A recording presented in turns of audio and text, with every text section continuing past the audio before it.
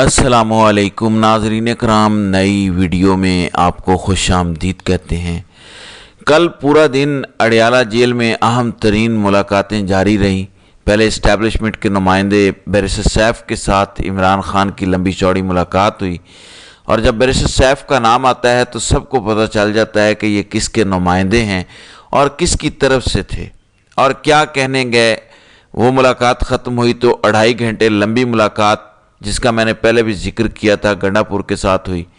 अब मुलाकात में जो मेन टॉपिक था वो ये था कि खान साहब मेहरबानी करें, खान साहब मान जाएं, खान साहब प्लीज़ मान जाएं, खान साहब एक मौका दे दें, खुदा के लिए एक दफ़ा एतमाद करके देखें।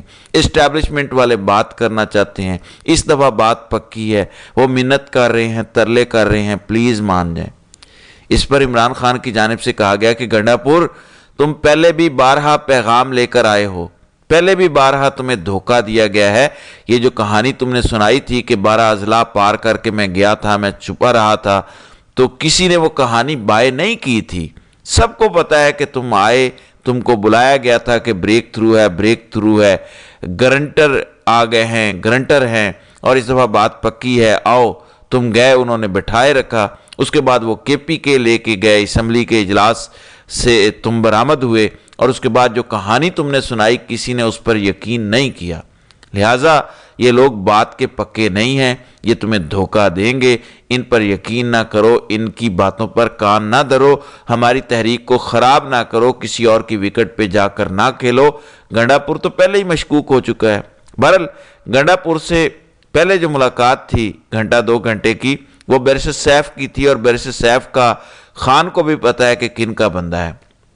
वो पहले माहौल बना चुका था, तरले मिन्नतें, पैगामात, माफ़ियाँ तलाफ़ियाँ कि हम माहौल बना रहे हैं, हम ठीक करेंगे, डायस्पोरा मिले हैं, ओवरसीज़ पाकिस्तानियों से मिले हैं, उनको भी बता दिया है कि हम माहौल बना रहे हैं, प्लीज़ ये मसला है, वो मसला है, प्लीज़ खुदा के लिए मान जाएं।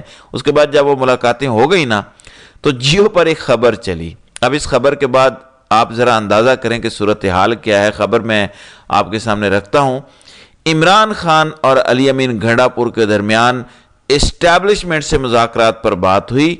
इमरान खान ने अली अमीन गंडापुर की पेशकश पर नीम रजामंदी का इजहार किया। अली अमीन और बैरिस्टर सैफ को मुज़ाकरात का टास्क मिल गया, मुज़ाकरात को खुफिया रखने पर इत्तेफाक हुआ और नीम रजामंदी, और बैरिस्टर सैफ और गंडापुर बानी PTI को कायल करने में कामयाब हो गए। बस ये एक जुमला आप ज़हन में रखें कि खान ने नीम रजामंदी जाहिर कर दी, ज़राए खान को कामयाब कायल करने में कामयाब हो गए ज़राए। अब मुझे ये बताएं कि जीता कौन, कौन रजामंद है और कौन रजामंद नहीं है। जैसा कि मैंने बताया कि ज़राए की खबर है कि बड़ी ब्रेकिंग न्यूज़, बड़ी खबर मिल गई है, खान ने हाँ कर दी है। लिहाजा वो जो कहते हैं ना कि इमरान खान पीछे लगा हुआ है, इस्टेब्लिशमेंट आगे आगे है, बात नहीं सुन रही। जियो की माने तो इसका मतलब यह है कि इस्टेब्लिशमेंट ने पहले आज़म स्वाति को भेजा, फिर ओवरसीज़ पाकिस्तानियों से मिले, उसके बाद अपने नुमाइंदे बैरिस्टर सैफ को भेजा, अपने दूसरे नुमाइंदे अली अमीन गंडापुर को भेजा। 2-2, 2.5 घंटे, 3-3 घंटों की मुलाकातें हुई जो आम हालात में नहीं होने दी जाती। 45 मिनट की भी मुलाकात नहीं होने दी जाती।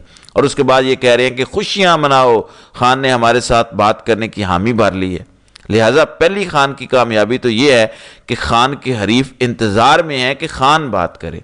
दूसरी चीज़, खान की मुलाकात से हटकर भी 2 अहम मुलाकातें हुई हैं। एक मुलाकात का पिछले व्लॉग में मैं आपको बता चुका हूं कि शहबाज शरीफ और मोहसिन नकवी की मुलाकात हुई, और मैंने पिछले व्लॉग में आपको बताया था कि इनके चेहरे लटके हुए हैं। अब दूसरी मुलाकात मियाँ नवाज शरीफ और मोहसिन नकवी की हुई, वहाँ पर गालिबन मरियम नवाज भी मौजूद थी।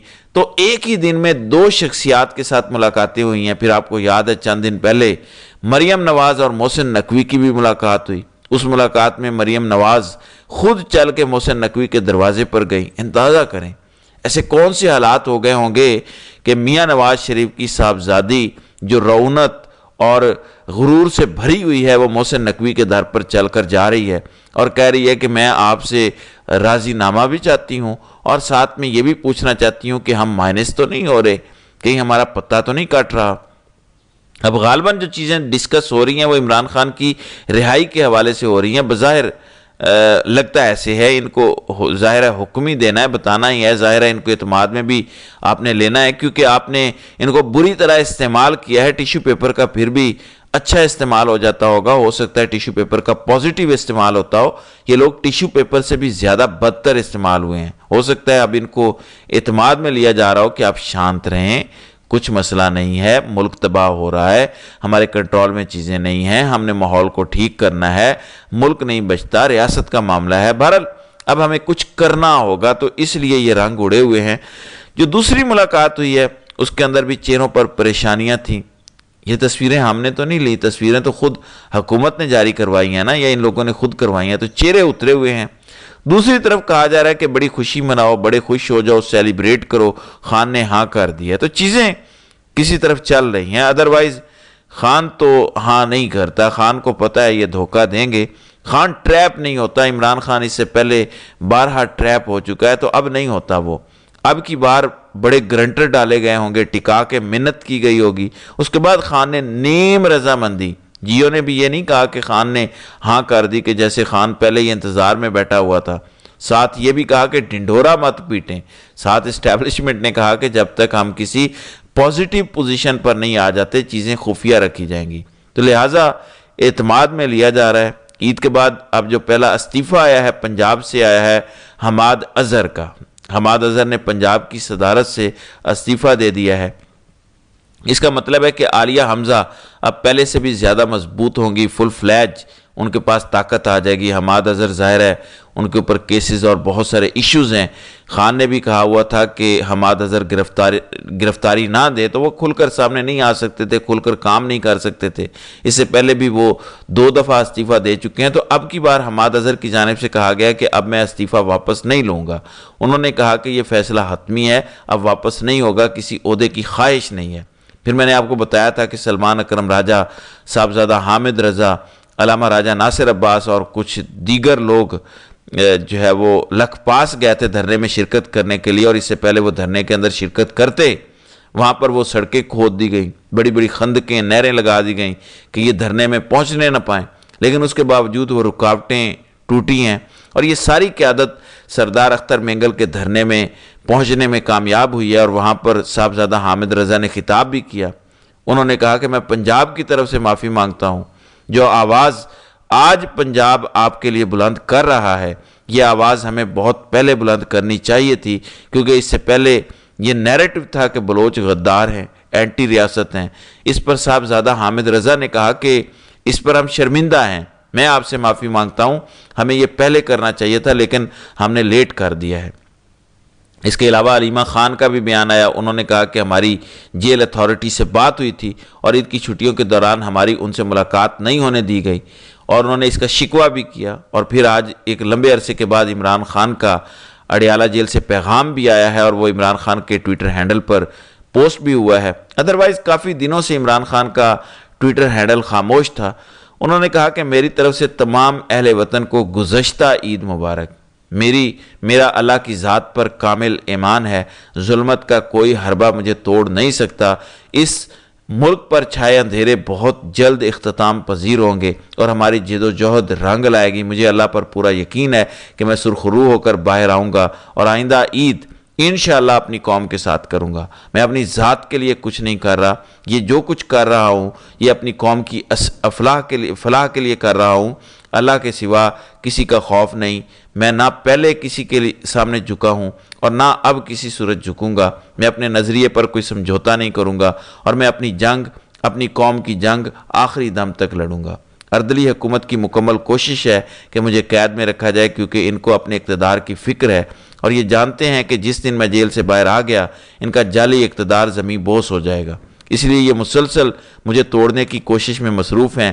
میری سیاسی ملاقاتیں بھی نہیں کروائی جاتی، کیونکہ ان کو یہ خوف ہے کہ سیاسی ملاقات میں ہم اپنا لاحق عمل دیں گے اور اس سے ان کی اپنی کرسیوں کو فکر لاحق ہوگی۔